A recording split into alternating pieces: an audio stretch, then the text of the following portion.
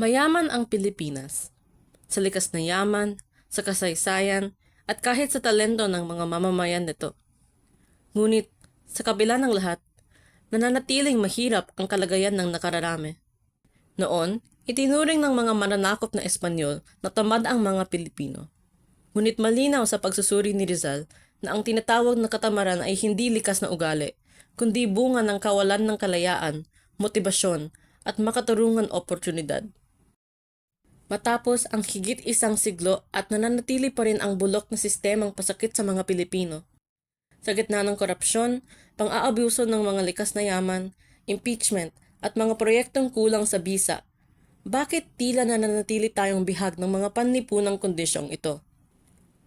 Kung buhay si Rizal ngayon, ano kaya ang masasabi niya sa mga suliraning patuloy na kinakaharap ng bayan? Araw at welcome sa panibagong episode ng Sipat Rizal na pinamagatang Mayaman ang Pilipinas pero bakit mahirap pa rin ang mga Pilipino? So upang maunawaan nga natin yung tanong na to, meron kaming inimbita na panauhin upang matulungan tayong suriin ang ugnayan sa pagitan ng kasaysayan, ng pamamahala at ng kaunlaran sa kasalukuyang lipunang Pilipino. So nandito kasama ko si Sir Carl Patrick mula sa Project Gunita. Hello po, Sir Carl.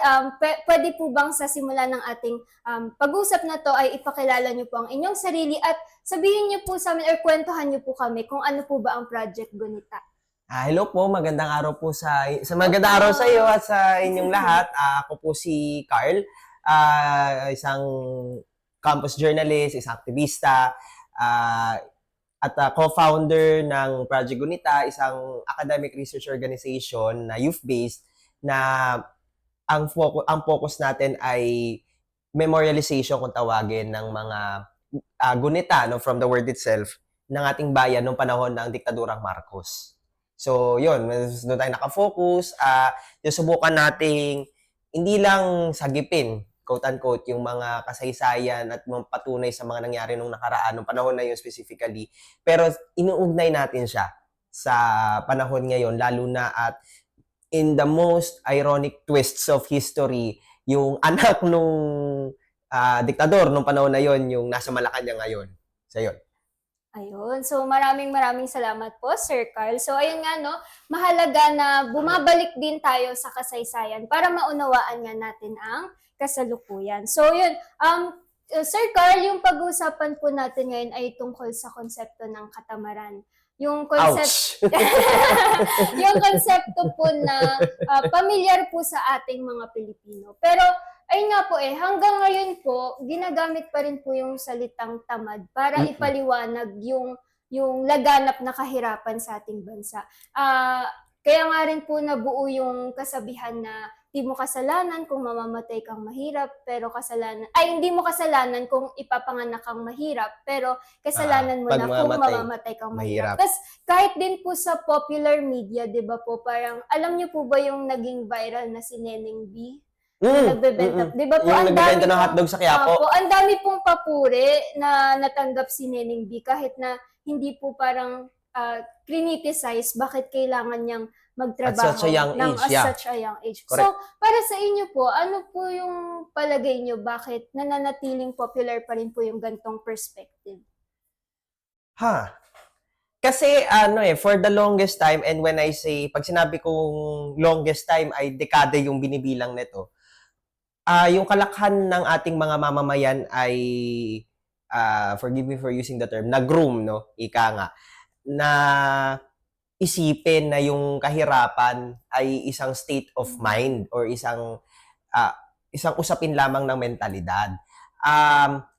Kung ako tatanungin mo, actually, siguro ang pinaka-valid na lang na expression ng quote-unquote katamaran or na yon ay may mga tao talagang tamad mag-isip. At hindi ito yung mga taong mahihirap. Pero maraming mga tao sa gobyerno ngayon tamad mag-isip kahit sila yung may kayamanan, nasa kanila yung malalaking sahod, 'di ba? As opposed sa mga kababayan nating minimum wage earner na napakasipag at napaka-creative ng pag-iisip dahil yun ang tinatawag ng kanilang sirkumstansya pero nananatili sila sa lusak. So, for the longest time, na-ingrain sa atin ng sistema at ng mga namamahala sa sistemang yun yung idea na poverty is individual. When in fact, poverty should be seen from a very systematic lens dahil ang usapin ng hindi pagkakapantay-pantay ng mga mamamayan, halimbawa sa usapin ng yaman, ay hindi dahil sa si Juan ay tamad at si ganito ay hindi. Ito ay usapin na hindi pantay in the first place yung playing field dahil baka masinsin pa natin tong as we go on. Pero kasi kumbaga yung playing field na tinatawag natin is very unequal in the first place. May mga tao na yung mga sinasabi nating ipinanganak with a silver spoon, no? Hindi sila pinanganak with a silver spoon dahil masipag lang, quote-unquote, yung mga magulang nila. Most likely, or more often than not, kaya they were born with a silver spoon precisely because their position in society is already rigged in their favor. Yes. At yun din yung katotohanan sa marami nating mga kababayan na naghihirap no, hanggang ayon na kaya sila pinanganak na mahirap ay hindi dahil tamad yung kanilang mga kanununuan pero dahil the system is already rigged against them. Ayun. So, ang dami niyo na pong magandang nasabi, no, na talagang sa konsepto ng katamaran, nababaliktad yung narrative eh. Correct. Parang na-internalize na ng mga mahihirap na sila yung may kasalanan when in fact, kung titignan yung malawakang konteksto, di ba? Wala na eh. Hindi na kasi pantay yung oportunidad in the first place. So, paano ka pa uunlad, di ba? Correct. Bibigyan ko ng halimbawa. Parang ito na yung tamang time na banggitin yung halimbawang to. Naalala ko, nagkaroon ng interview last year ata or early this year si Opo. Ramon Ang, yung presidente ngayon ng San Miguel Corporation. At parang nagkwento siya doon na parang hindi ko na maalala yung exact phrasing niya, pero parang yung point niya ay, kung gusto mong, if you want to claw out of poverty, kailangan mo talaga magsikap, ganyan-ganyan. At nagkwento-kwento siya nun na ganun din, medyo rags to riches din yung kwento niya. Pero, ang sabi ko nun, at pinost ko rin siya sa aking Facebook account, sabi ko, bakit hindi mo sinama doon sa kwento mo yung katotohanan na kaya ka mayaman ngayon ay dahil yung yaman na ine-enjoy mo ay nanggaling sa dugo at pawis ng mga magbubukid, specifically coconut farmers in Quezon, na ninakawan ng coconut levy fund sa panahon ni Marcos Sr. Opo. Ang kanyang protege, bago siya naging presidente ng San Miguel, ay yung dating crony ni Marcos na si Eduardo Danding Coangco. Si Danding ang nagnakaw ng pondo ng Coco Levy kasabwat si Juan Ponce Enrile. So yung buong yaman ngayon ng San Miguel, kung bakit sila may pampagawa ng mga expressway, kung bakit sila may mga pampagawa ng mga geothermal plants, etc., ay nanggaling sa plunder. Hindi siya nanggaling sa sipag. Nanggaling siya, o kung masipag sila magnakaw. Ganun yung, di ba? Hindi sila tamad pag sa usapin ng pagnanakaw. So, classic example para sa akin yun, pag mga ganitong usapin, lagi ako I often make a reference to that. Kasi, that's a classic example of how the system is rigged against the powerless and the poor. Yung mga, kung hindi naging protege ni Danding, si Ramon Ang, I don't think he will be in the same position where he is right now. But since yun na nga, parang siya yung naging tagapagmana ng San Miguel, no? At talagang inalagaan siya ni Danding for the longest time. At si Danding, yung kanyang yaman ay nanggaling sa ilang dekada ng pandarambong. Hindi lang sa pera ng bayan, pero sa usapin ng ang dami niyang hacienda na kontrolado. He was a Coangco, remember? So, maliban sa Tarlac, nung panahon ng martial law, siya rin ang may hawak ng malalaking ektarya ng mga tubuhan sa Negros, sa isla ng Negros. At maraming namatay sa gutom sa Negros dahil sa control nila sa lupa, dahil sa control at monopolyo nila sa industriya ng asukal. So, ito yung pinanggalingan ng yaman ng San Miguel na ipinasa eventually ni Danding kay Ramon Ang hanggang sa nung namatay si Danding. At hanggang ngayon, ito yung tinutuntungan ng yaman nila. Asan yung katamaran at kasipagan doon? Wala. It's just a system that is rigged in favor of a few while going against the interest of everybody else. Opo. So, tama no, nakikita talaga natin na kung paano yung sistema ay hindi talaga para sa masa. Para sa yung parang sinasabi nilang katamaran ay parang pagbabalat kayo lang din po, Correct. no? That's the Para correct term. pagbabalat kayo para takpan yung talagang mga ginagawa nilang katiwalian. Correct. So Tama. yung San Miguel Corporation nga po, kilala talaga sila sa maraming instances ng land grabbing po. no? Land grabbing, yung tawag dito, pagpapalaya sa mga katutubo, sa Opo. mga bansang minorya, sa mga kabundukan, ganyan, mga Mm. clearing operations sa ano. Opo. Yeah. Pero hindi ko talaga, before we move on to the hindi ko lang talaga, parang hindi ako matunawan hanggang ngayon dun sa kwento ng mga coconut farmers Opo. sa Quezon in particular. Kasi ang coconut levy ay buwis. From the Mhm. word levy itself. Buwis yan. So, nagpataw ng buwis si Marcos sa mga magsasaka ng nyug. Tapos gagawa raw sila ng parang trust fund, ng coconut trust fund, ganyan. Kaya meron tayong bangko na na UCPB at saka yung isa pa. Kalimutan ko yung isa. Pero yung UCPB, exactly, kaya, ayun, yung United Coconut Planters Bank, kaya siya itinayo precisely para sana dito sa trust fund na to. Pero ang nangyari was, ipinahawak ni Marcos kay Danding at kay Enrile yung pondo. At nawala na. Almost 1 billion pesos, if I'm not mistaken, Grabe. of stolen money from coconut farmers. Pwede ko bang sabihin, pwede ba akong pumunta sa Quezon, harapin ko yung mga magnyonyog doon? Tamad kasi kayo, kaya hindi kayo umuunlad.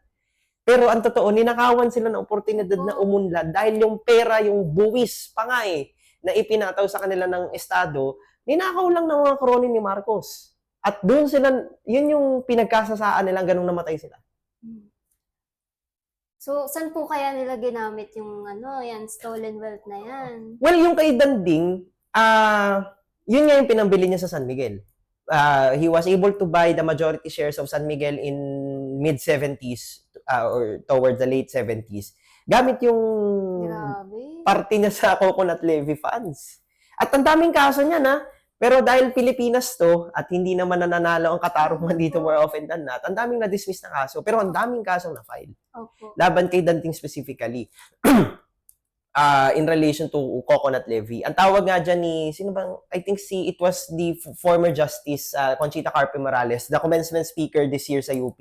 I think siya ang nagsabi, kung di ako nagkakamali na alala, siya yung nagsabi na parang the scam of the century ang coconut levy scandal. Walang nanagot na hanggang ngayon. Opo. At nananatiling mahirap yung mga magsasaka yung mga magnanyog sa Quezon. Ayun nga po, sir. So, nabanggit nyo na rin po yung idea about accountability, no? Na wala pa rin hanggang ngayon. Sobrang nakakagalit at nakakalungkot na wala pa rin accountable nga dun po sa coconut levy na scandal. So, sa tingin nyo po ba, sino po talaga yung dapat nating ipinpoint na accountable sa kawalan ng kaunlaran natin sa Pilipinas? Drawing back dun sa coconut levy. Nako, napakahaba niyan. 3 oras na education discussion niya. Hindi, ganito. Hindi naman sa martial law period nagsimula yung systemic na kahirapan at pandarambong sa taong bayan. Opo. Actually, pamana ito nung ating tinatawag na colonial past. No? Dahil pagpasok ng mga dayuhan, in modern parlance, ay yung mga imperialista, Opo. wala silang ibang ginawa kundi talagang dambungin yung yaman ng Pilipinas. Hindi lang yung pera itself, hindi lang yung parang pondo, pero yung likas na yaman, yung ating lupain, karagatan, mga kabundukan, at yung ating mga natural resources. Pero, siguro kaya may distinction ang martial law in terms of not only plunder, pero yung pagpapalala ng ganong cycle of systemic poverty ay dahil for 20 years, especially in the last, yung 14 years of martial law, or yung 14 years of dictatorship, nangako si Marcos ng isang bagong lipunan. Nangako siya ng isang revolution from the center na lalabanan hindi lang yung mga kaliwa, yung mga komunista sa kaliwa, pero pati yung lumang quote-unquote lumang oligarkiya sa kanan. Pero ang nangyari, inupakan niya yung mga bahagi ng oligarkiya na hindi niya kakampi, yung mga Lopez, di ba, mga Manglapus, yung bahagi ng Kuwangko na sympathetic kay Ninoy Aquino. Pero pinalitan niya ng hiwalay na oligarkiya at sila yung namayagpag sa Pilipinas. Hindi naman nabago talaga Hindi talaga nabago. Hindi siya revolution. Devolution siya from the center. Agree. Devolution siya from the center. Ang sabi nga ng isang American journalist sa libro niya about martial law, hati ang buong Pilipinas sa iilang pamilya nung panahon ng martial law. At totoo pa rin yun to this day. Pero ang ibig ko sabihin, hindi lang in terms of political dynasties, yung mga kung sino yung tawag dito, warlord or kingpin sa isang rehiyon o sa isang probinsya. Hindi lang yon. Pati ang industriya, hati sa ilang ang pangalan, sa ilang angkan. The coconut levy was just one. Yung I guess another best example siguro na tatawid from then and now is yung kalagayan ng Negros. I do remember people asking in the wake of the recent massacre in the town of Taboso, parang nagko-comment yung mga tao, bakit yung, lalo na yung dalawang kapwa natin, scholar ng bayan na pinatay sa Negros, bakit sila nandun? Yun yung tanong eh. Yeah. Bakit kasi kayo nandyan? Bakit kayo nandyan sa kabundukan? Bakit kayo nandyan sa mga komunidad na mga magsasaka? Ang dami-daming mga NPA Yun nga dyan. rin po yung parang yung nasikat na idea na researcher kayo pero ba't kayo nasa bundok? Oo, Yun po yung may sinasabi meron ba nila. kayong permit? Yun yung, excuse me for using the term, pero yun yung pinakatangal Yeah. narinig ko nung Crazy. panahon na yun. Meron ba kayong permit? Bakit nalilimit na ba ng permit ang research? Pero kaya ako nabanggit yung Negros kasi kung bakit may mga scholar ng bayan at iba pang mga kababayan natin na may ganong hangarin na pumunta sa kung nasaan talaga yung mga marginalized Opo. at makipamuhay, maglingkod sa kanila ay dahil we are informed by a long history of dispossession and oppression. Ang Negros, panahon pa ng mga Kastila yan, dahil lalo na sugar, parang yan ang sugar bowl ng bansa natin. Panahon pa lang ng mga Kastila, yan ay pinagpapasapasahan na ng iilang mga sugar barons na at that time kontrolado o nasa impluwensya ng mga Kastila. Pagpasok ng mga Amerikano, lumala yung ganong kalakaran, no? Hanggang sa panahon ng Hapon. Pagtapos ng so-called granting of independence ng bansa noong 1946, nanatili tayong isang neocolony o isang bansang malakolonyal kung tawagin nga ng mga aktivista. Yung mga Kano in particular, yung mga American multinationals at yung mga sugar milling firms nila, kasabot yung mga lokal na negosyante natin o yung tinatawag natin na mga lokal na burgesya komprador, sila ang nagpatuloy nung ganung pangontrol sa Negros hanggang sa pagpasok ni Marcos, ibinigay niya kay Danding Coangco at si isa pa niyang crony, si Roberto Benedicto, ang control sa hindi lang sa mga lupain, hektar-hektaryeng lupain ng tubo sa Negros, kundi pati yung industriya mismo. Nagtayo siya ng mga ahensya, yung Philippine Sugar Commission at yung National Sugar Trading, para lang para lang hayaan yung cronies niya na kontrolin yung industriya ng tubo nung martial law to the point na pagpasok ng dekada 80, nagkaroon ng krisis bigla sa asukal, sa industriya ng asukal worldwide, at naapektuhan ng Negros at dahil walang competition, kontrolado lang, monopolisado lang nila at may oversupply pa ng sugar dahil ang yabang ni Benedicto na kaya nilang paikutin yon. Bumagsak yung sugar industry sa Negros at noong 1984 to 85, maraming mga Negrense, lalo na mga bata ang namamatay sa gutom. There was a time in Philippine history when we suffered from famine. Yes. Na walang gera. Usually, ang famine nangyayari pag may gera, pag may occupation. Pero sa kaso ng Negros, it happened at a time na walang gera at walang outright foreign occupation. Merong imperialismo, pero wala talaga yung outright na pagsakop. 'Di ba? Nangyari lang, kontrolado kasi ng cronies ni Marcos yung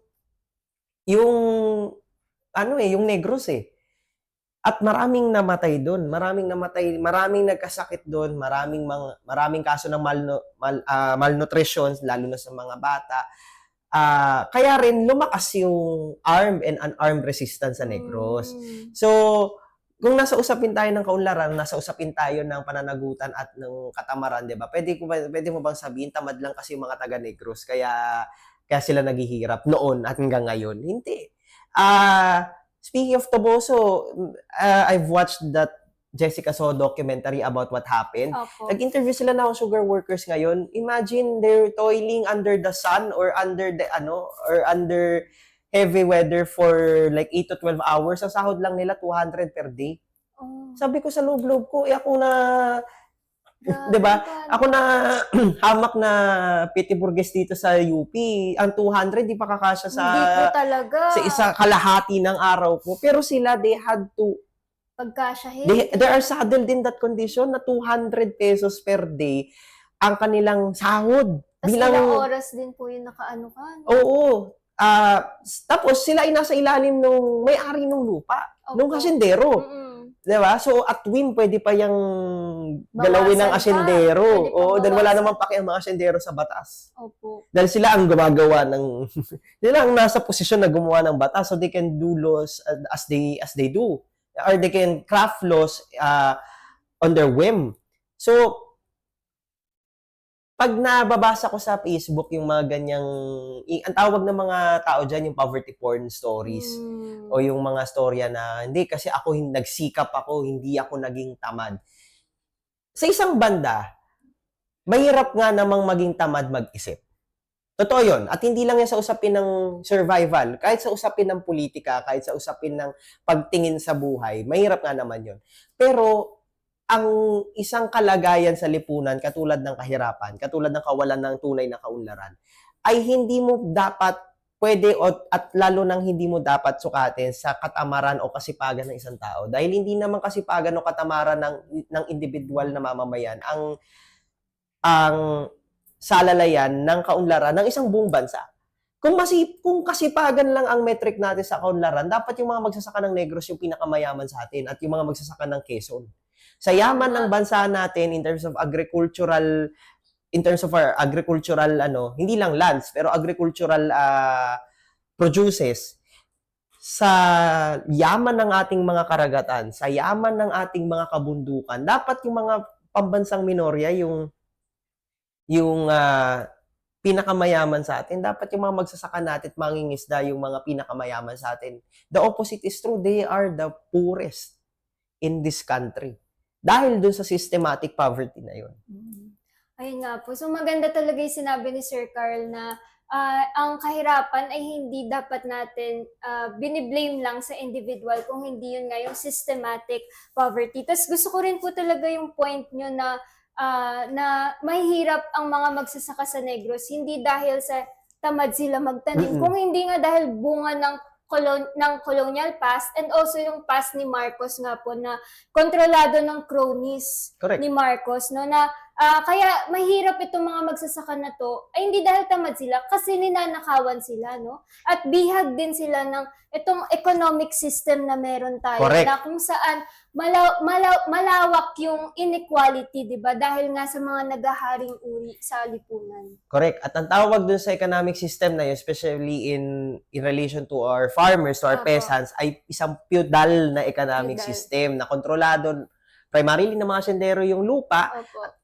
Excuse me. At dahil lupa yung may pinakamalaking value, ika nga, sa industriya ng agrikultura, for example, dahil kontrolado ng hasendero yung lupa, kontrolado ng hasendero yung ikot ng kita o yung yaman na nililikha at nililinang ng mga magsasaka at manggagawang bukid dun sa mga lupaing kontrolado nila. Yan yung mukha ng feudal na sistema na mula pa nung panahon ng Kastila. Kasi panahon ng Kastila na panahon nila Rizal, na isinilang ang hacienda at yung encomienda at saka yung hacienda system. Panahon na nila Rizal yan. In the year of our Lord 2026 na si Marcos Jr. ng presidente, meron pa ring hacienda. Meron pa ring haciendero. 'Di ba? At dahil hindi naging ganap yung revolutionary potential ng EDSA People Power 1 in particular, hindi nabasag yung sistemang hacienda. Kaya namamayagpag pa rin ngayon yung mga haciendero. Opo. So, with that po, Sir Carl, ano po kaya sa tingin niyo, no? Kasi parang, 'di ba, napakalaki nung kaaway natin eh. It's a systemic problem. So, para sa atin po kaya, paano po natin parang unti-unting malalabanan yung sistema na yun? Okay. Itong nasa background natin ngayon na tanong. Actually, ang original iteration niyan ay bakit mayaman ang Pilipinas ngunit mahirap ang sambayan ng Pilipino. At yung exact na linya na yon, nanggaling yon sa isang aklat na 1971 pa nilimbag, yung Philippine Society Revolution o yung lipunang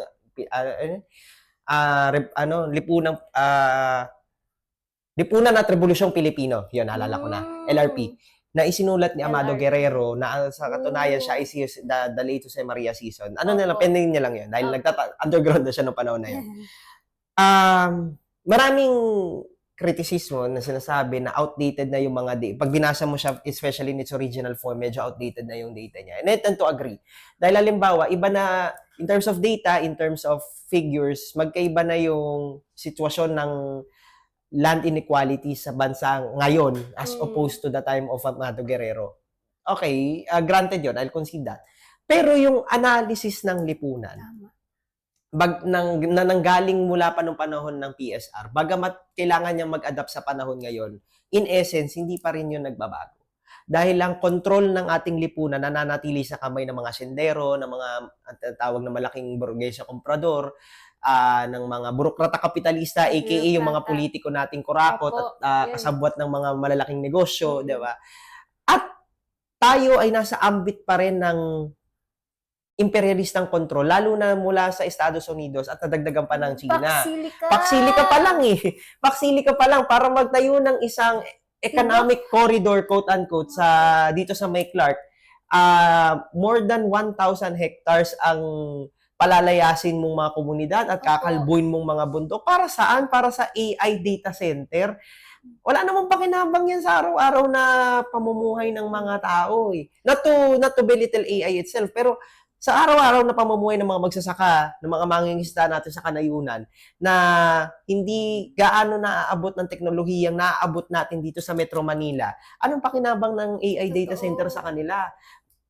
Madideplete ang ating water supply, sobrang madideplete, magiging mas vulnerable tayo sa climate crisis dahil malaking bahagi nating mga kabundukan na makakalbo. Marami tayong mga kababayang pesante at pambansang minoryang mawawalan ng lupa, ng tirahan, at ng lupang ninuno, ancestral lands, kung tawagin.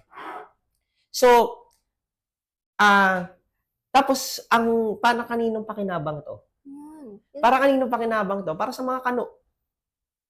At kung hindi ako nagkakamali, meron pang nagsabi sa akin na allegedly ang isa sa mga pinag-uusapan na probisyon sa Pax Silica Agreement bago siya pirmahan sa Nobyembre, sana wag, ay pag naitayo yung Luzon Economic Corridor under the Pax Silica Agreement, magiging yung buong lupain na yon ay kontrolado at pinangangasiwaan ng batas at gobyerno ng Amerika sa sarili nating lupa. Para tayong bumalik sa panahon na nandiyan pa ang US bases sa Subic at Clark, na parang no man's island ang Subic at Clark, at kapag ikaw ay brown Filipino, sabi nga ni Luwalhati Bautista, pwede kang patayin doon na parang baboy dahil kontrolado lang ng Amerika yun sa sarili nating bayan, sa sarili nating lupa. 'Di ba? Napalayas natin ang Subic at Clark noong 1991, pero nagbabalik siya hindi lang sa Pax Silica, napakaraming mga mini military bases dito ng US. At pagpasok ni dating Pangulong Rodrigo Duterte, pumasok din dito ang China. Nang punteriya naman yung ating karagatan, yung ating mga karagatan, 'di ba? So, lahat ng to, pag pinagsama-sama mo siya, it sounds so overwhelming if you hear it all at once. Pero pag pinagsama at binugkus-bugkus natin itong mga kondisyon, no, sa ating lipunan ngayon, yung pamamayagpag ng dayuhang impluwensya at control, yung tawag dito, yung monopolyo ng iilan sa kapangyarihan, yung monopolyo ng iilang negosyante, ng iilang pamilya sa mga industriya ng Pilipinas. Noon hanggang ngayon, yan yung problema. Yan yung problema. Sa tingin ko, I've had this conversation once with a friend na parang ako ata nagsabi sa kanya or the other way around. Basta ang naging agreement namin during our conversation was that when Rizal wrote indolence, it wasn't an indictment of the Filipino as indolent. It was a critic actually of the idea of indolence. It was a dissection of the idea of indolence, kung tamad ba talaga ang Pilipino o dahil at the time, dahil ito nung panahon niya, pamamayagpag ng control ng Spanish colonial government. I think we need to confront that idea of indolence with the same ferocity now. Kasi, syempre, yung mga nasa kapangyarihan, ang gusto nilang isipin natin, yung estado mo sa buhay ay nakadepende sa'yo. It's a rat race. lalo na nasa ilalim tayo ng isang neoliberal na balangkas sa ekonomiya, na ang emphasis at ang focus ay meritocracy at saka yung individual, yung tinatawag na individual capacity. Ang gusto nilang isipin ng mga kababayan natin, sipag at tiyaga lang ang mag-aangat sa isang buhay. And they have examples to show us evidence na totoo. Manny Pacquiao, si Manny Villar, 'di ba? Sino pa ba? Even Ramon Ang, doon nga nanggaling yung parang bread and butter ng kanyang interview Wow. na he was a rags to riches guy, no? Pero kung isipin natin, ang net worth ni Manny Villar ay ngayon, totoo, galing siya sa hirap, lumaki siya sa tondo at nagsipag siya at nagtiyaga siya para maabot kung nasan siya ngayon. Pero saan ito nakatuntong? Saan nakatuntong yung yaman na to? Nakatuntong ito sa mga komunidad na pinalayas nila, mga magsasaka na pinalayas sila sa mga lupang sinasaka nila para magtayo ng kamelya. Si Manny Pacquiao, he was hailed, always had been hailed as one of our greatest, if not the greatest, boxing icon ng bansa natin. At totoo rin na karamihan sa yaman niyang yon ay nakuha niya doon sa pakikipag sa mga paligsahan ng boxing sa ibang bansa, etc. At may bit-bit na Pinoy pride, quote-unquote, yon. Okay. Pero ano ang ginawa niya sa yaman na yon? Nagtayo siya ng sarili niyang dinastiya sa Sarangani. At nung nasa poder na siya, anong ginawa niya? Kinampihan niya si Duterte. Sa mahabang panahon na si Duterte pumapatay ng mga kapwa natin Pilipino, si Duterte ay isinasangla ang bansa natin sa dayuhan. Sa panahon na si Duterte ay gumagawa ng sarili niyang crony capitalism, di ba? Ando siya, kakampi siya. Bumaklas lang siya nung huli. Naging bahagi siya nung bureaucrat capitalist class. Na ang ganda sana nung kwento niya, all for nothing. Si Ramon Ang, katulad ng sinabi ko kanina, nasa likod ng mga magbubukid na pinahirapan ay nalipusta, pinagsamantalahan ng San Miguel at ni Danding Coangco, yung yaman na pinagpapasasaan niya ngayon. Ito ay problema nung panahon ng mga Kastila na problema pa rin hanggang ngayon. Sorry, ang haba na yung sasabi ko, pero ang haba ang haba nung panahon na naig yung ganong sistema hanggang ngayon. Ang LRP 1970-71 pa, anong petsa na ngayon? 2026, more than 50 years, and that's only a snapshot of our exploitative and oppressive system for only 50 years. Wala pa yung before that na doon nang ugat yung pagsasamantala natin ng matagal na panahon. 'Di ba? Panahon nila Rizal, panahon nila Macario Sacre, panahon ng Kano, 'di ba? Panahon ng mga Balaha, panahon ng Hapon, hanggang nung nabawi, quote-unquote, supposedly natin yung ating independence. Yung tanong na yan, tinanong na ng ilang henerasyon ng mga aktivista at revolusyonaryo yan. Hanggang ngayon, tinatanong pa rin siya ng ilang henerasyon ng mga aktivista at revolusyonaryo, bakit mahirap, bakit mayaman ng Pilipinas, or mayaman ng Pilipinas, ngunit naghihirap ang sambayan ng Pilipino. Wala halos nagbago. Bakit sa tingin niyo po kaya ganun? Bakit sa tingin niyo po nananatili pa rin yung ganitong sistema? Kasi wala pang revolusyon dito. It's a funny answer, pero Tama. 'di ba, I could be accused of inciting to sedition, pero wala akong pake kasi pag tinignan mo ang kasaysayan ng buong mundo, in France, in America, in the United States bago siya naging global empire, in China bago siya nang aagaw ng isla at karagatan, in Russia, yung bakit naging malalaking mga dambuhalang mga ekonomiyang bansang to? Kasi one way or another, nag-revolution sila. French Revolution, American Revolution, Russian Revolution, Chinese Revolution, di ba? Ang Latin America, ilang beses nang nagtangka yung mga bansa sa Latin America na mag-revolusyon. At yung iba nagtagumpay, katulad sa Cuba. Pero dahil sila ay patuloy na iniipit ng Estados Unidos sa usapin ng ekonomiya, sa usapin ng mga economic embargo, etc., hanggang ngayon, nandun pa rin sila sa ilalim nung parang Damocles' sword ng banta na yon na anytime padadapain sila ng Amerika dahil hindi sila sumusunod sa dikta nito, lalo na sa ekonomiya. At yan din yung kinasasadlakan ng bansa natin. Ang problema lang, ay ang pagkakaiba lang, kahit papano, may mga leader sa Latin America na pumapalag sa Estados Unidos. 'Di ba? Hindi ko gusto yung hindi ko gusto si Nicolas Maduro, for example. I see him as a dictator. Yes. Pero kung bakit siya kinidnap ng US, hindi yun dahil sa narco-terrorism or something. Tungkol siya sa langis na hindi nila binibigay sa kano. Ang pinagkaiba sa Pilipinas, yung mga presidente natin, bigay ng bigay sa kano, bigay ng bigay sa mga dayuhan. Di ba? Hindi lang naman Amerika yan ngayon, may China, may South Korea, Japan, etc. Bigay lang tayo ng bigay. Sabi ng Australia, kailangan namin yung Southern Luzon para mag-military exercises sa AFP. Bibigay natin ang Southern Luzon. Sabi ng Amerika, kailangan namin yung Clark Pax Silica. Bibigay ng gobyerno natin yung Pax Silica. Sabihin nung panahon ni Duterte, sasabihin ng China, uy, gusto namin yung isla niyo, gusto namin karagatan niyo. Sabihin ni Duterte, go ahead. Yung arbitral ruling was just, should be thrown in the wastebasket. Bigay, yung gobyerno, hindi tayo bilang tao o bilang bayan, yung gobyerno natin, bigay ng bigay sa mga dayuhan dahil sila rin ay binibigyan ng pakinabang dito. Yan yung relasyon ng lokal na nag-aaring uri at ng mga imperialistang dayuhan na from the time, even before PSR was written, during the time it was written, it was being read popularly. Hanggang ngayon, napatay. Ang dami ng patay sa mga istorya ng nakaraan natin. Wala na si Joma Sison, wala na si Rizal, wala na si Danding Coangco, wala na si Marcos. Enrile nga, wala na eh, patay na eh. 'Di ba? Akala natin mabubuhay siya na habang buhay. Wala na siya ngayon. Pero yung problemang nilikha nila o yung mga problemang nasaksihan nila noong panahon nila, hanggang ngayon nananalaytay sa atin. Kung bakit walang nagbago? Dahil hindi pa tayo tuluyang umaalsa bilang isang bayan. Merong mga nagsisikap. Di ko sinasabing walang lumalaban. Meron. Marami.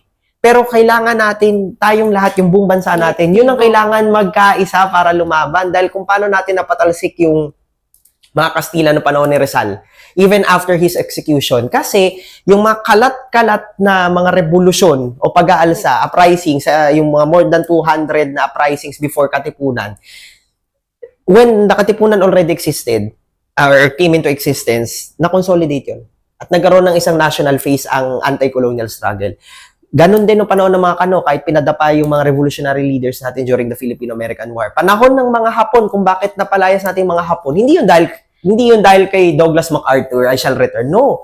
Dahil, habang walang mga Kano dito, ang buong bansa natin nag-organisa ng mga guerrilla units na lumaban sa iba't ibang mga detachments at deployment ng mga Hapon. At kung bakit napatalsik si Marcos? Kasi ang buong bansa yung nag-EDSA. Okay. Hindi lang naman sa Quezon City yan. Hindi lang naman dito sa Metro Manila yan. Buong bansa ang nag-EDSA. At hindi lang noong 1986. Ilang mga welgang bayan, walk out, boycott, mga kampanyang masa, etc. ang nilunsad sa Luzon, Visayas, Mindanao. So kung gusto nating, pero kahit ngayon, kahit itong mga binanggit kong halimbawa, they didn't become enough. They turned out to be insufficient para mag-effect ng totoong pagbabago. Ibig sabihin, sa tingin ko, nagpapatuloy yung pakikibaka ngayon. Dapat magpatuloy yung pakikibaka ngayon, yung pamana, tradisyon nila Rizal at Bonifacio down to the martyrs of the anti-Marcos struggle. Hanggang ngayon, dapat nagpapatuloy yan. Dapat, at hindi lang dapat yan yung mga maiingay na quote-unquote, yung masasabi sa social media ng mga maiingay na aktivista dyan sa UP. No, kailangan buong bansa yan. Dahil hindi lang naman yung mga maiingay sa UP yung nakakaranas nung kahirapan o nung pang-aalipusta. In fact, mas insulated pa dito sa UP yung epekto noon dahil na tayo ay nasa loob ng Metro Manila at nasa loob tayo ng UP. Punta ka sa Negros, pumunta ka sa Mindanao, diba? Pumunta ka sa Bangsamoro, pumunta ka sa Cordillera o dyan sa Clark kung saan gusto nila itayo ang Pax Silica. Nandyan yung totoong mukha ng kahirapan. So dapat ang makaisa natin sa labang ito, maliban sa mga kapwa natin scholar ng bahay dito sa UP. Yan yung mga nandyan sa Samar, sa Negros, diba? Sa buong Mindanao. Dapat sila yung ating makasalamuha at makaisa. At mamulat at makaisa. Para kasama natin sila sa pagbabaliktad ng tatsulok, ika nga, no? Yung pagbagsak ng isang lumang sistema at pagtatayo ng bago. Kasi kung hindi, mauuwi lang tayo sa cycle na may Marcos na presidente ngayon, Duterte yung magiging presidente sa susunod at baka magkaroon pa in the next 20 years na Robin Padilla bilang presidente. Naku! Ayoko na. So, di ba? Maawa naman tayo sa mga sarili natin. Kakaroon tayo ng presidenteng hindi alam ang ibig sabihin ng prosecution. One-sided daw po. One-sided kasi tayong lahat, di ba? Tapos siya lang yung hindi one-sided. Pero kidding aside, di ba? Wag na nating hayaang mauwi sa ganung siglo ang Pilipinas. Okay. Dahil nandun na tayo in the last, at least counting from Sobrang tagal 1946, ano na yan, almost 80 years, 70 years na tayo nakasadlak doon. 80 years, mga 8 years, ganyan. This year, 88th year ng ating so-called liberation. In July 4, 88th year of our supposed liberation from the US. And 8 years after, nagtatayo tayo ng Paxilica sa Clark. So, di ba? All the more na kailangan nating, sabi always, as cliche as it sounds for some, ang rallying call nga ng mga aktivista, di ba? Magmulat, mag-organize, magpakilos, arouse, organize, mobilize. Tingin ko hanggang ngayon may potency yung panawagan na yon. Dahil kung hindi tayo kikilos, sabi nga nung Kulijan nung 1976, kung hindi tayo kikilos, sino ang kikilos? Kung hindi ngayon, kailan pa? Kailan pa natin babalik ta rin yung sistema na to? Precisely para hindi na tayo alam mo yun, para hindi tayo nagtatagaan ng kutsilo sa isa't isa, sabing tamad ka kasi kaya ka mahirap. When in fact, pinag-aaway-aaway lang naman tayo ng isang malaking sistema sa taas natin. At lalo na nung mga kumokontrol nung isang mapaniil at mapagsamantalang sistema na yon. Ayan, sobrang dami niyo pong sinabi maganda. Pero pina-favorite ko po dun yung idea na, oo nga, no, na pinag-aaway-aaway tayo, lalo na ng mga nagaharing uri na, pero in fact ang dapat gawin natin ay kolektibo talaga, no, magsama-sama tayong kumilos para baliktarin, para subuking baliktarin yung Tatsulok. So ang tanong ko naman po, sir, yung kasi nakita na natin yung pattern yung long history ng pattern natin. So parang makikita po talaga natin yung need na i-redefine yung kaunlaran, pati po yung, yung konsepto ng development. Correct. Kasi parang pag sinabi po nating development, diba, parang sa sistema na meron tayo, laging economic development. Oo, diba correct. Po? Laging yung konsepto ng kaunlaran ay naiikot sa pagkaroon ng mataas na GDP, pagkakaroon ng mga foreign investment, ganun po. Tama. So, pero nakita naman po natin, ayan, sa konsepto ng Paxilica na sabi nga po ni spokesperson, diba, presidential spokesperson. Si Claire. Santi Claire. So, sabi niya na, bakit kayo against sa Paxilica? Magbibigayan ng employment opportunities sa mga Pilipino, diba? So, ano po yung masasabi niyo sa ganun na dinedefine yung kaunlaran sa ekonomiya? At paano po ba natin dapat i-define yung kaunlaran? Well, precisely. Kaya ganun ang definition nila ng kaunlaran na gusto nila isalaksak sa atin ay dahil yun ay paraan ng pagpapanatili ng sistemang yon.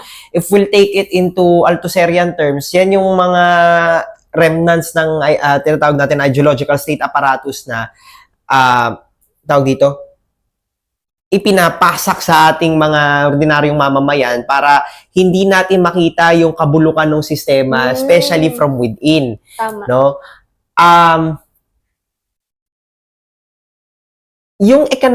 Yung reliance natin on economic indicators, supposedly yung numero ng yung mga GDP growth, yung GDP rate na at saka lalo na itong yung pagpasok ng foreign direct investments. Ito ay mito ito ng kaunlaran sa ilalim ng neoliberalismo. Sir, di ba sinasabi pa nila upper middle income country na daw? Sus! Upper middle income country na daw. Ano po masasabi niyo? Okay, sige. Kung makipagtalastasan tayo dyan sa mga kaibigan natin sa UPSE, sa UP School of Economics, ang sasabihin nila, itong upper middle class tag sa ating ekonomiya ay dahil sa economic indicators or sa economic data. I'm not against data itself. So, okay, pwede tayo magtalastasan doon. Pero at the end of the day, what the data reflects might not be what the data indicates might not be reflective of the overall situation. Paano upper middle class economy tayo pero makikita mo yung mga middle class dito sa Pilipinas, magkasakit lang, balik na sila sa kahirapan. Isang lang, hospital bill. At ang lala ng economic crisis ngayon, napakalala ng inflation ngayon, hindi na natin halos nararamdaman dahil masyado na ata tayong manhid. Pero even before the Iran crisis or the Iran war broke out, kung saan sumipa talaga ng todo yung oil prices natin, pag upo ni Marcos, ang lala ng inflation. In the last 4 years of the Marcos administration, sa State of the Nation address siya sa SONA, pero panigurado hindi na naman niya ay a-address ng buo yung usapin ng inflation at ipagyayabang niya lang yung supposed economic gains ng kanya administrasyon. Panigurado ipagyayabang niya yung paksilika. Pero ang tugon, ako personally, ang tugon ko kay Claire Castro, ganito lang eh. Kung magbibigay siya ng ano ang kapalit nung sinasabi niyong employment opportunities na may ibibigay nun. Parang ganito yan eh. Bibigyan kita ng mansanas, pero kukunin ko yung buong agahan, tanghalian, hapunan mo, pati midnight snack mo, lalo na pag sa social ka kakain. Yung parang, di ba? Pero may mansanas ka. So, dapat ba magpasalamat ka sa akin, binigyan kita ng mansanas, pero inagaw ko yung pagkain mo ng isang linggo or isang araw, di ba? So, anong kapalit? At whose expense? At what expense yung employee? Not to mention, yan ay isang economic corridor, special economic zone. So, ang pasahod niya napakababa, napakabarat, at hindi pwede mag-union dyan. Opo. Kung mapapansin nyo, walang mga union sa mga economic zones dito. Sa Bataan, sa Cagayan, wala. 'Di ba? Pag meron, pag nagkakaroon ng union, pinapatay yung mga leader nila at sila ay dinadahas. So, kaunlaran, oo, pero kanino? Tama. Hindi kasi yan tinatanong ng ating economic managers at saka ng ating mga policy makers Dahil siyempre, ang sagot nila doon ay kaunlaran para sa amin o para sa mga boss namin. Pero tayo yung wala sa loob ng sistema, lalo na, at tingin ko, kailangan nating hamunin yung mga opisyal ng gobyerno at yung ating policy makers, lalo na sa ekonomiya, at tanungin yung mga sarili nila para kaunlaran, oo, pero kaunlaran para kanino. Naalala ko lang, sa ganitong usapin din, alam mo ba kung saan, kasi lahat tayo, henerasyon natin lumaki tayo na normal na halos ang OFWs. Alam mo ba kung saang panahon nagsimula tayo magpadala ng... Panahon po ni Marcos. Exactly. 'Di ba? At sa ilalim ng 1974 Labor Code, Yes. doon tayo nagsimulang mag-export ng ating mga kababayan para magtrabaho, kung saan subjected sila sa lahat ng banta at vulnerableng kondisyon. Maliban doon, ang contractualisasyon, bago pa ang 1989 Herrera Law, naka-embed na yan sa loob ng 74 Labor Code. So, itong, pag pinagtagpi-tagpi natin lahat ng to, kaunlaran, oo, may kaunlaran sa tingin ng mga kapitalista dahil lumayaman sila habang contractual yung kanilang mga manggagawa. May kaunlaran, oo, para sa ibang bansa dahil nagpapadala tayo ng mga matatalino nating mga kababayan. Kahit nga hindi, quote-unquote hindi di ba? Mula sa mga domestic helpers hanggang sa mga pinakamatatalino natin scientista, lahat ine-export natin palabas ng bansa to the point na normal na at necessity na nagiging pangarap na ng mga kababayan natin na lumuwas palabas ng Pilipinas dahil walang oportunidad dito. Ang yaman-yaman ng bansa natin sa likas na yaman, sa lupa, sa tubig, di ba? Napakarami nating mga industriya na kung malilinang ng maayos, hindi lang magge-generate ng kaunlaran sa kanayunan o sa mga probinsya natin, pero lalong magpapalakas sa ating ekonomiya, hindi lang sa usapin ng GDP, pero talagang sa quality of life ng mga kababayan natin. Pero dahil nga, tayo ay nasa ilalim ng isang sistema pinagsasamantala ng iilan, mas gusto nilang mga ibang bansa na lang tayo. Mas gusto nilang maniwala na lang tayo na upper middle class economy ng Pilipinas kahit ang dami nating OFWs at gusto nilang lunukin na lang natin yung paksilika kahit mawawalan tayo ng tubig. Kaka-AI ng mga, particularly ng mga Amerikano. So, ano masasabi ko dito sa lahat ng to after all of this yapping? Mito lahat ng to, mito ng kaunlaran.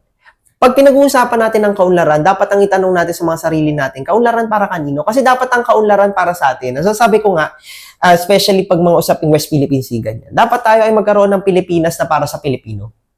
Hindi para sa mga Amerikano, hindi para sa mga Chino, hindi para sa mga Hapon o kung sino mang bandayuhan yan. Dapat ang Pilipinas para sa Pilipino. Kung binuyang-yang ng Japan ang sarili niya, halimbawa sa mga Amerikano, the way that we do, hindi, kasi they had their own way. Pero kung binuyang-yang ng Japan ang sarili niya sa ano o sa mga kapitbahay niyang malalaking ekonomiya, the way that we do, hindi magiging anong tawag doon? First world, quote-unquote, economy ang Japan. Kung binuyang-yang ng US ang kanyang sarili sa Russia, limbawa sa China, di ba? Or the other way around. Kung ang ginawa ni Mao Zedong ay hindi nagrevolusyon, kung hindi nagpakatuta na lang sa mga kapitbahay niya, di ba? Hindi magiging malalaki, hindi mawawala doon sa atrasadong tipo ng ekonomiya ang mga bansa nila. Yun yung kailangan natin gawin. Pero hindi nga natin magagawa kung yung mga leader natin, mga ganyan. So, kailangan natin palitan yung mga leader. At dahil yung mga leader na yon ay naluklok sa isang sistemang ultimately rigged against our interest, so baka pati yung sistema kailangan muna natin baguhin. Tama. So, makikita talaga natin na yung pagbabago, yung ugat ng lahat ay nasa sistema. So, tama po yun, no, na pagdating sa usapin ng kaunlaran, dapat ang tinatanong talaga natin, kaunlarang para kanino? Correct. So, paano po kaya, ang tanong ko po ngayon, paano po kaya natin maisusulong yung kaunlarang para sa tao? Kaunlarang mula sa tao at para sa tao. Well, maraming paraan dyan, no?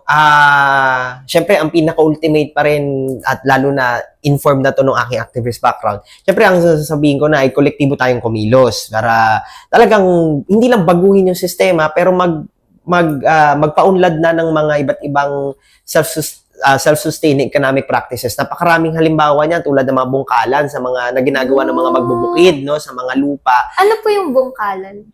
Nililinang nila yung mga lupa talaga, from the word sa, parang binubungkal talaga nila yung mga lupa, on their own.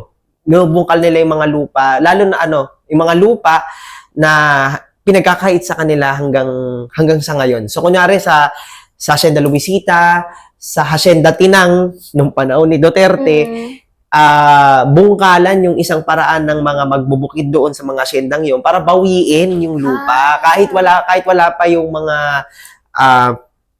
kahit hindi pa siya formal na ibinibigay ng Agrarian Reform Parang Program. it's a form of protest po. It's a form of protest din, pero at the same time, it's also a form of reclaiming power. Oo, lalo na at sa paglilinang at pagbubungkal ng mga lupang yon, nakakakuha din sila ng benepisyo para sa kanilang mga pamilya at komunidad. Kasi nakakapagtanim sila ng crops, 'di ba, etc. So, bungkalan is an example of that, 'di ba? At ito ay isang emancipatory o mapagpalayang praksis o pagkilos. Pero aside from that, kasi yun yung pinaka-ultimate eh. So, parang kung yun yung pinaka-ultimate, ano yung mga medyo mauuna sa kanyang smaller, quote-unquote, or medium steps? Well, for one, wag na tayo magluklok ng Duterte sa 2028, di ba? Guys, Utang na loob, wag na natin gawing number 1 senator ulit si Robin Padilla. Tapos, ano to pero sa usapin ng pamumuno, good governance, election,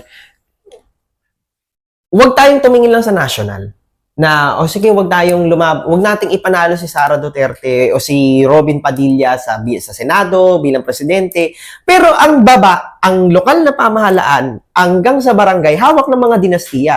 Wala rin. Yan ang naging problema ni Cory pag upo niya bilang presidente. Yan ang isa sa mga naging problema niya. Hindi lang siya sa nanalo sa eleksyon, she won on the back of a revolution, of a people's revolution, ika nga. Pero pag upo niya, lahat ng mga nasa ilalim niya, lahat ay itinanim ni Marcos sa loob ng 20 years of dictatorship. So, kinailangan niyang sipain silang lahat, pinalitan lahat ng OIC, at syempre, pag pinalitan ka, magagalit ka, there's always a resistance to that. Ako na nasa kapangyarihan, paalisin mo ko, di ba? At doon naging lalong mas magulo ang sitwasyon ng bansa. Di ba? So, kailangan, kung magkaroon man ng pag-aalsa ulit, ng EDSA ulit, o magkaroon ng revolution finally, or kung ninanais nating manalo sa 2028, sa eleksyon ng halalan ng 2028, dapat hanggang babayan. Ngayon, kung di ako nagkakamali, ngayon magkakaroon ng mga eleksyon sa barangay at SK, at yun nga, in 2 years, magkakaroon ulit ng eleksyon national at lokal. Huwag lang tayo sa national tumingin. Diba? Basagin na rin natin paunti-unti yung control ng mga dinastiya at ng mga kaalyado nilang mga negosyante, kontraktor, diba? Basagin na natin on a local level yung kanilang control. Wag na tayong maghalal ng mga dinastiya hanggang barangay, hanggang SK. Wag na tayong maghalal ng mga kakampi at kasabwat ng mga dinastiyang to. Para from the ground pataas, nasisimulan na rin natin yung pagbabagong yun habang pinalalakas yung ating mga mass movements. Kasi at the end of the day, hindi rin naman sapat na sa eleksyon lang bumatay. Meron na tayong mga leader na nanalo sa eleksyon na mabubuti relatively, di ba? Pero hindi pa rin nagbabago overall yung sitwasyon. So, kailangan nating languyan ang eleksyon bilang isang lunsaran ng pagbabago, ng panlipunang pagbabago. Pero hindi tayo dapat matapos doon. Tama. Hindi tayo dapat matapos na. Dapat tayo ay magpatuloy dito sa pakikibakan na to hanggang sa may paunawa natin sa ating mga kababayan na yung pagpapalaya sa ating sarili ay walang ibang panggagalingan kundi ang ating mga sarili rin. 'di ba? Our countries or our nation's emancipation is also our people's emancipation. And our people have to understand, mga manggagawa, lalo na magsasaka, mga pambansang minorya, mga kababayan natin na maralit ng tagalungsod, tayong mga estudyante, tayong mga kabataan, sama-sama dapat na maintindihan natin yun, na kahit ang eleksyon, ang mga panalo sa eleksyon, ang mga panalo sa komunidad, ang mga panalo sa bungkalan sa mga welga, yan ay napagtatanggungpayan ng sama-samang pagkilos. Ang pag-aalsa, ang revolusyon, ang paglaban, yan ay naipapanalo na sama-samang pagkilos, hindi lang ng paghahalal ng mabubuting pinuno. Importante yon, pero mas may importante pa sa paghahalal ng mga mabubuting pinuno. At yon ay nakasalalay na sa atin. If we want to internalize the true spirit of the so-called people power, di ba? People power nga, hindi siya ex-dynasty surname power. Siya ay people power. So, kailangan nating panindigan yon at pangatawanan yon kung gusto talaga natin ng totoong pagbabago. Ayun. So maraming salamat nga po no na kailangan natin i-internalize yung true spirit ng people power na para magkaroon tayo ng kaunlarang para sa tao, dapat magsisimula din yun sa ating kolektibong pagkilos. So, correct. Kaunlarang mula sa tao at para sa tao. So, or mas maganda siguro, kaunlaran mula sa Pilipino para sa Pilipino. Kaunlaran mula sa Pilipino para sa Pilipino at hindi para sa mga dayuhan. Correct. So, no to Pax Silica, no to mga claim ng mga Chino.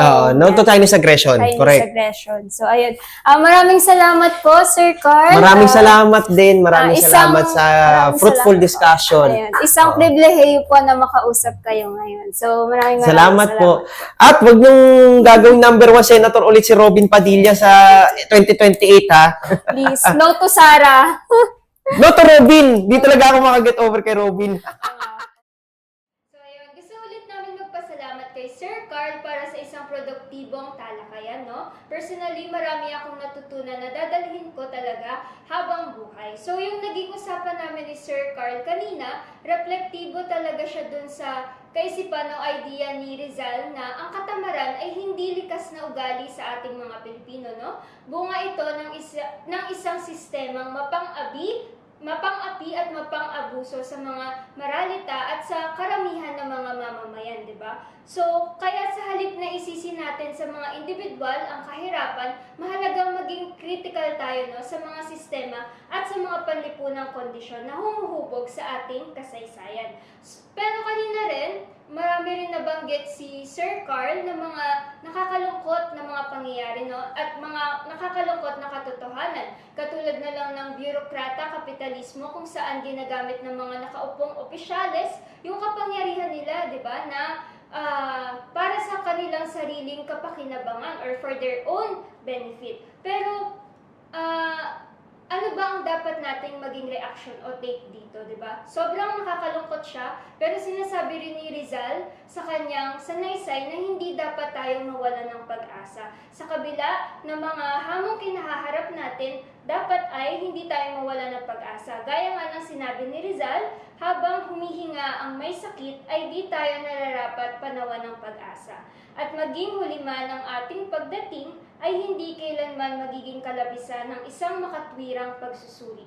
Ang pinakamaliit na mahihita dito ay ang mamatay siyang nakikilala ang kadahilanan. So, mahalaga na manatiling bukas ang ating isipan at maging kritikal tayo sa mga sistemang kinapapalooban natin.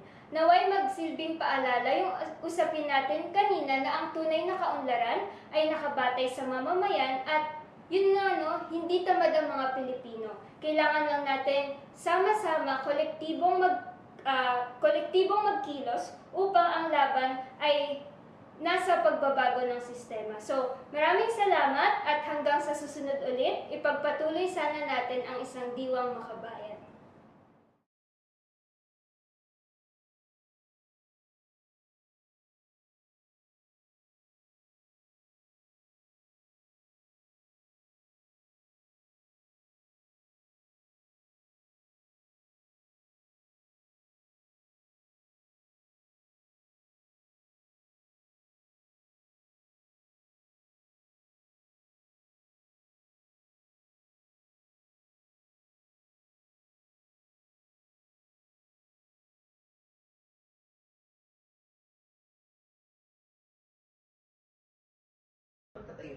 Kasi kung hindi, mauuwi lang tayo sa cycle na may marapos na presidente kayo, Duterte yung magiging presidente sa susunod at baka